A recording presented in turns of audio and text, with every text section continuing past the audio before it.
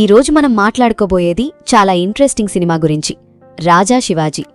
ముందే ఒక మాట చెప్పాలి, ఇది పూర్తిగా మిస్ అయిన సినిమా కాదుగాని అవ్వాల్సిన రేంజ్కి మాత్రం వెళ్లలేకపోయింది.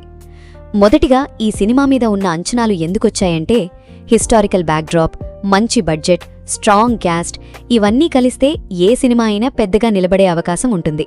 అంతేకాదు, ఈ సినిమా డైరెక్టర్ కూడా హీరో కూడా ఒకరే కావడం వల్ల క్యూరియాసిటీ ఇంకా పెరిగింది.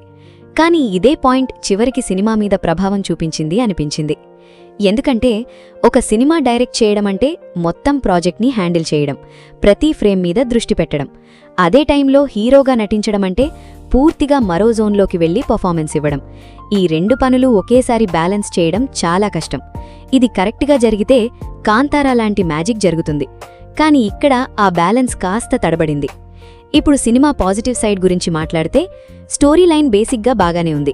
హిస్టారికల్ డ్రామాకి అవసరమైన ఎలిమెంట్స్ అన్నీ ఉన్నాయి. స్క్రీన్ మీద సెట్స్, విజువల్స్ చూసినప్పుడు బడ్జెట్ పెట్టినట్టు కనిపిస్తుంది. సినిమాటోగ్రఫీ కూడా కొన్ని చోట్ల చాలా నీట్గా ఉంది. బ్యాక్గ్రౌండ్ స్కోర్ కూడా సీన్స్ని ఎలివేట్ చేయడానికి బాగా హెల్ప్ చేసింది.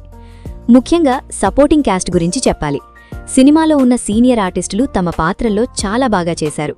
వాళ్ల యాక్టింగ్ వల్ల కొన్ని సీన్స్ నిజంగా వర్క్ అయ్యాయి. సినిమాలో సీరియస్నెస్ మెయింటైన్ చేయడంలో వాళ్ల కాంట్రిబ్యూషన్ చాలా ఉంది. కానీ సమస్య ఎక్కడ మొదలవుతుందంటే, మెయిన్ లీడ్ క్యారెక్టర్ దగ్గరే. ఛత్రపతి శివాజీ మహారాజ్ లాంటి ఒక గొప్ప చరిత్ర ఉన్న వ్యక్తిని స్క్రీన్ మీద చూపించాలంటే ఆ క్యారెక్టర్కి ఒక ఆరా ఉండాలి, ఒక ప్రెజెన్స్ ఉండాలి. మనం చూసిన వెంటనే ఇదే ఆ వ్యక్తి అనిపించాలి. ఇక్కడ అదే మిస్సింగ్గా అనిపించింది. అది యాక్టింగ్ చెడ్డది కాబట్టి కాదు, నిజానికి ఆయన మంచి నటుడే. కానీ ఈ పర్టిక్యులర్ క్యారెక్టర్కి అవసరమైన డెప్త్, వెయిట్ స్క్రీన్ మీద పూర్తిగా రావడం లేదు. మనకిప్పటికీ ఆ క్యారెక్టర్ మీద ఒక స్ట్రాంగ్ ఇమేజ్ ఉంటుంది. దాన్ని మ్యాచ్ చేయడం చాలా ఇంపార్టెంట్. అక్కడ సినిమా కొంచెం వెనకబడింది. ఇక విలన్ పాత్ర విషయానికొస్తే, అక్కడ కూడా ఒక మంచి అవకాశం ఉంది. కానీ అది పూర్తిగా యూజ్ కాలేదు అనిపించింది. విలన్ పాత్రను కొంచెం కామ్ ఇంటెన్సిటీతో, డెప్త్తో చూపించాల్సింది.